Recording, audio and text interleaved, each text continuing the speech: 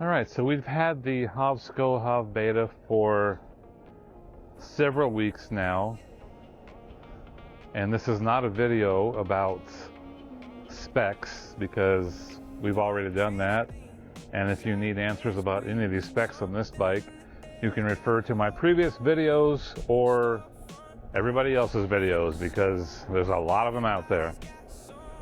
And they're all pretty good. Mine's the best, obviously, but you know, what can I say? I might be a little partial. At least that's what my wife says.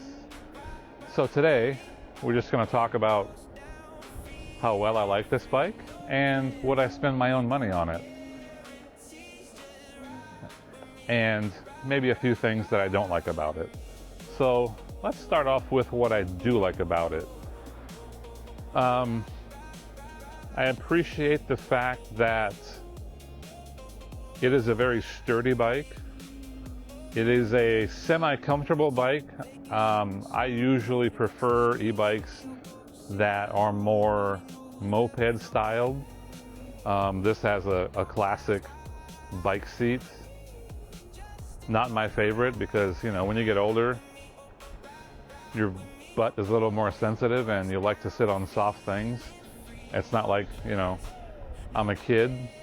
I go for comfort now, and I'm always willing to spend a little bit more for comfort. I'm okay with that. You know, I'm at that point in my life where comfort is kind of a number one thing. Comfort and price, you know. But I will always choose comfort over price. Remember that.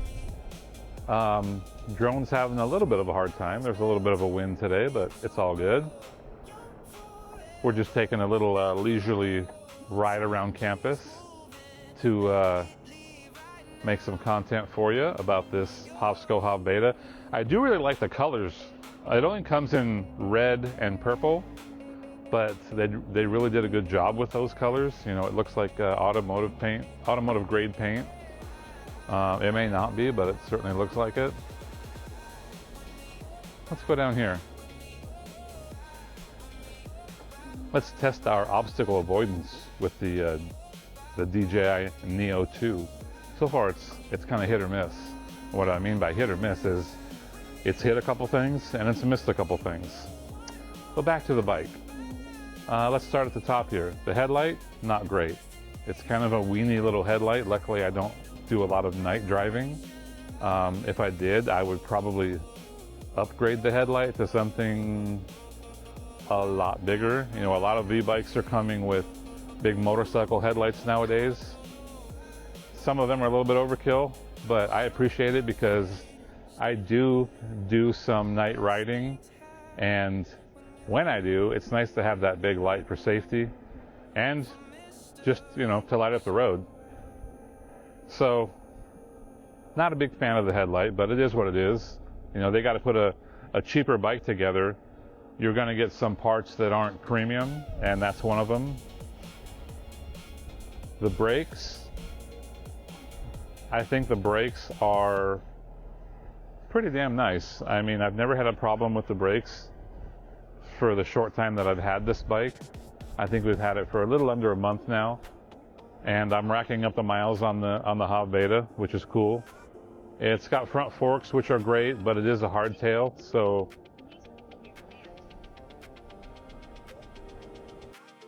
you might want to invest in a suspension seat post.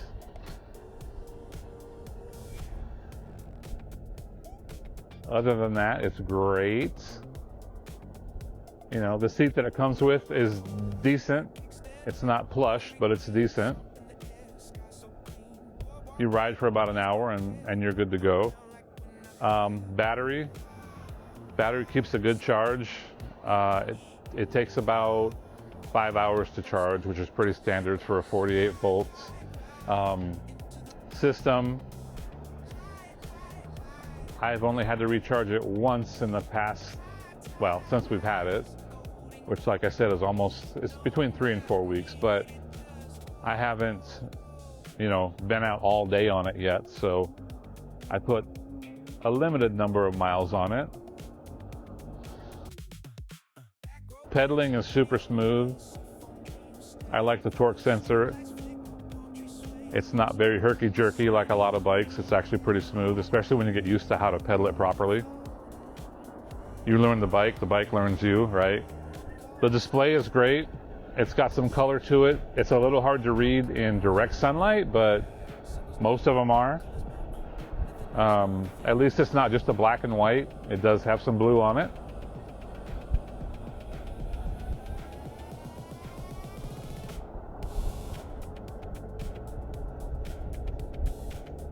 It's a nice day, but it's a little bit windy. If that wind would die down, it would be perfect. Might actually be a beach day.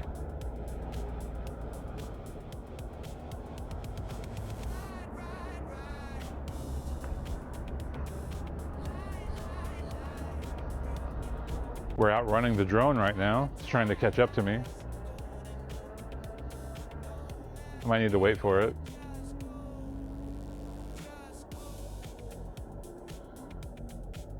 The tires are pretty standard. I believe they're 20 by 4 inch.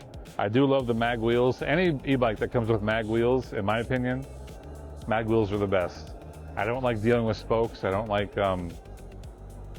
having to tighten them once in a while, even though I do have a little spoke wrench that I haven't used in quite a while. I don't want to break that out of the tool bag because it's kind of a pain in the ass to use a spoke wrench. Because when you start hearing like a popcorn sound coming from your tires, that usually means that one or multiple spokes are loose, and it's hard to figure out which ones are loose, so you got to like tighten all of them basically. So in my opinion, mag wheels, not only do they look really good, but they're functional. They're just easier to maintain. I don't know why more e-bike makers don't use mag rims. Maybe they cost more than the spoke rims, but I don't know. I think it's, I'm a big fan of those.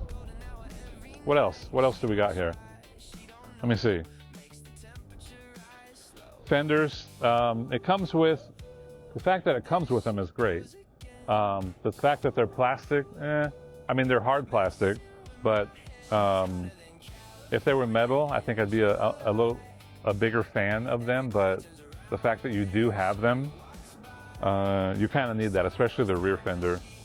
So what I was saying before the drone decided to die on me is that HOVSCO doesn't include, where to go? Right here. With the rear rack, they don't include pre-drilled holes so that you can easily put a basket on there.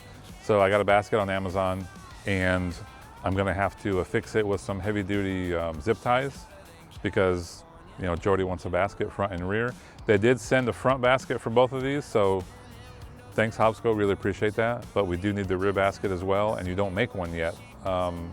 So maybe you can think about making a rear basket for the HovBeta, because some people like baskets, front baskets, rear baskets, all baskets, even baskets to clown. I've pretty much gone over everything I like and don't like about the bike. It folds. We did a video where we folded it and we stored it in the back of the RV, so we took it on a camping trip at Laguna Seca, which was great. Even folding it though, it's pretty heavy. If you fold it, you're gonna wanna put some bungee cords on it to keep it really tight and compact, because it's awkward to pick up even when it's folded, maybe especially when it's folded. So if we go somewhere in the future with the RV, I think we'll just put it on the bike rack, just because the awkward lifting, you know, experience wasn't great. And putting it up a ramp on the bike rack would be a lot easier.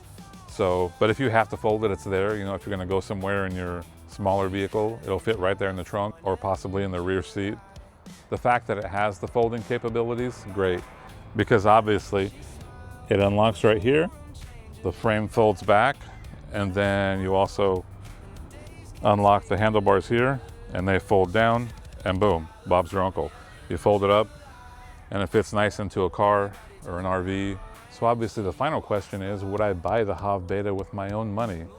And emphatically, I would say yes, because for $10.99, this bike is a steal. For the features that it has and the foldability, I mean, you can't really beat that for that price point. So I would say that the HOVSCO HovBeta is a great deal.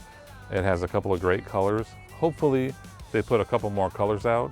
You know, The red and the purple are both great. We have one of each, but I would like to see it in some other really cool colors, maybe a green or a yellow or even black. I mean, black's pretty basic, but if it's like a metallic black, that would look pretty cool. So there you have it. I see you guys down the road.